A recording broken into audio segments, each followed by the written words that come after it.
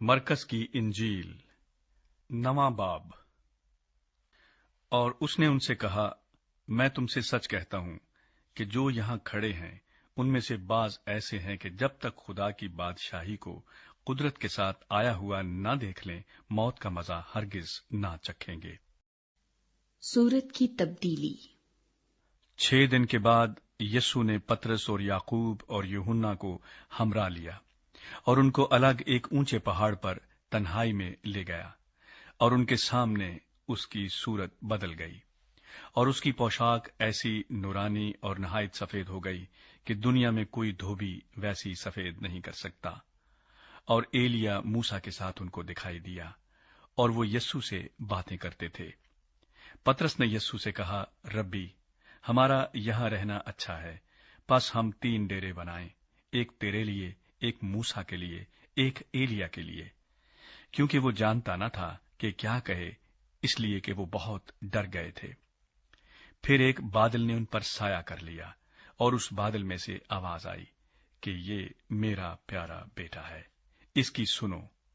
और उन्होंने यकायक जो चारों तरफ नजर की तो यीशु के सिवा और किसी को अपने साथ न देखा। जब वो पहाड़ से उतरते थे तो उसने उनको हुक्म दिया कि जब तक इब्ने आदम मुर्दों में से जी न उठे, जो कुछ तुमने देखा है किसी से न कहना। उन्होंने इस कलाम को याद रखा, और वो आपस में बहस करते थे कि मुर्दों में से जी उठने के क्या मानी है। फिर उन्होंने उससे ये पूछा कि फकीह क्यों कर कहते हैं कि एलिया का पहले आना जरूर है। उसने उनसे कहा, एलिया अलबत्ता पहले आकर सब कुछ बहाल करेगा, मगर क्या वजह है कि इब्ने आदम के हक में लिखा है कि वो बहुत से दुख उठाएगा और हकीर किया जाएगा। लेकिन मैं तुमसे कहता हूं कि एलिया तो आ चुका, और जैसा उसके हक में लिखा है, उन्होंने जो कुछ चाहा उसके साथ किया। बदरू गरिफ्ता लड़की को शिफा। और जब वो शागिर्दों के पास आए तो देखा कि उनकी चारों तरफ बड़ी भीड़ है, और फकीह उनसे बहस कर रहे हैं। और फिल फौर सारी भीड़ उसे देखकर नहायत हैरान हुई, और उसकी तरफ दौड़कर उसे सलाम करने लगी। उसने उनसे पूछा, तुम उनसे क्या बहस करते हो? और भीड़ में से एक ने उसे जवाब दिया कि आए उस्ताद, मैं अपने बेटे को जिसमें गूंगी रूह है तेरे पास लाया था। वो जहां उसे पकड़ती है पटक देती है, और वो कफ भर लाता और दांत पीसता और सूखता जाता है। और मैंने तेरे शागिर्दों से कहा था कि वो उसे निकाल दें, मगर वो ना निकाल सके। उसने जवाब में उनसे कहा, आए बेतकाद कौम, मैं कब तक तुम्हारे साथ रहूंगा? कब तक तुम्हारी बर्दाश्त करूंगा? उसे मेरे पास लाओ। बस वो उसे उसके पास लाए, और जब उसने उसे देखा तो फिल फौर रूह ने उसे मरोड़ा, और वो जमीन पर गिरा और कफ भर लाकर लौटने लगा। उसने उसके बाप से पूछा, ये इसको कितनी मुद्दत से है? उसने कहा, बचपन ही से, और उसने अक्सर उसे आग और पानी में डाला ताकि उसे हलाक करे।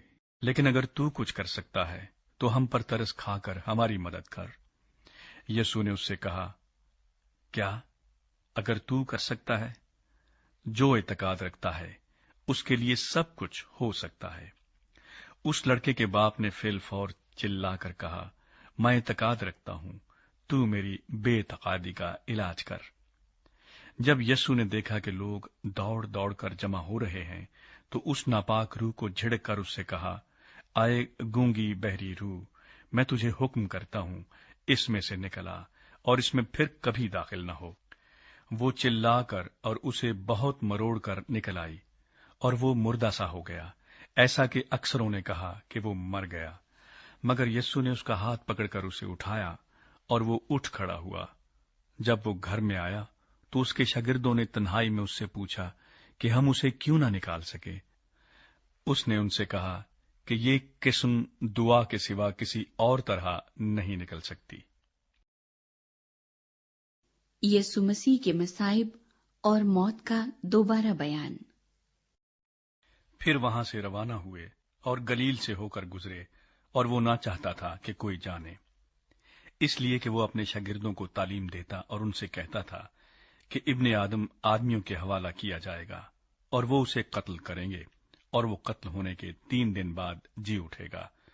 लेकिन वो इस बात को समझते न थे और उससे पूछते हुए डरते थे। बड़ा कौन है? फिर वो कफरनहूम में आए और जब वो घर में था तो उसने उनसे पूछा कि तुम राह में क्या बहस करते थे?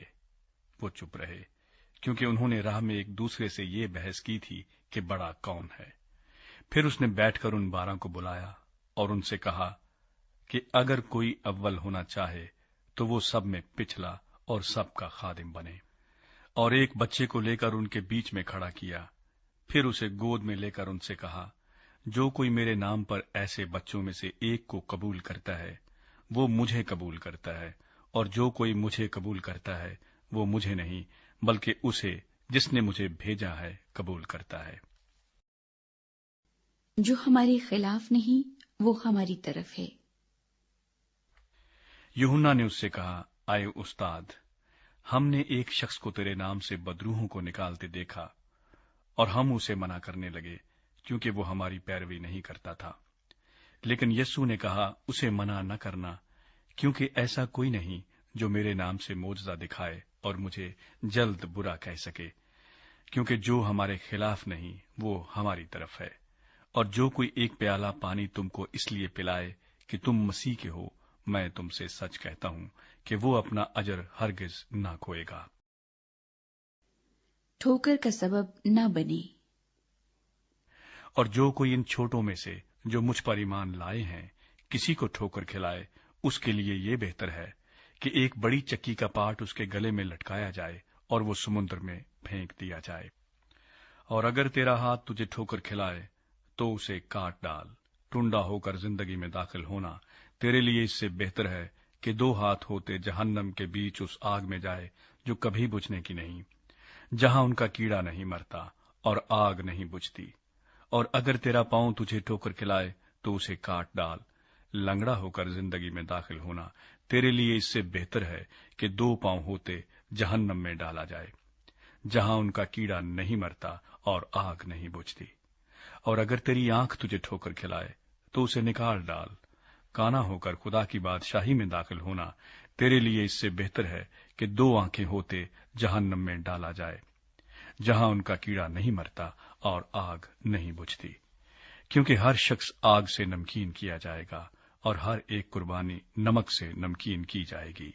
नमक अच्छा है, लेकिन अगर नमक की नमकीनी जाती रहे तो उसको किस चीज से मजेदार करोगे? अपने में नमक रखो और एक दूसरे के साथ मेल मिलाप से रहो।